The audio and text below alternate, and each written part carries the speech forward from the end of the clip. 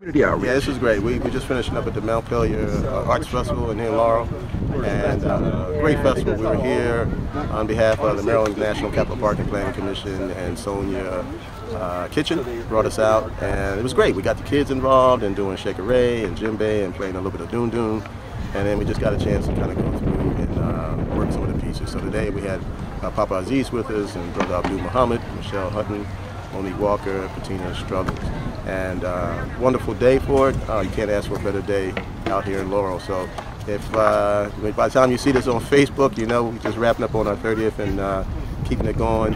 And hopefully, while I can make the plug here, you'll come down and check us out at the Smithsonian in July. And don't forget about Dance Africa, the weekend of June 8th. Hello, everyone!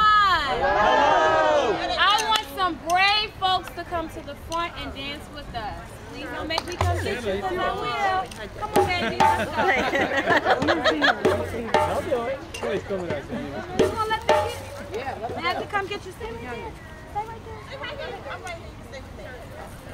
Have to come get you now. Come on, don't be scared. Come on. Come on. The pretty blue shirt. Come on, let's go. Don't be scared. I'll hold your purse.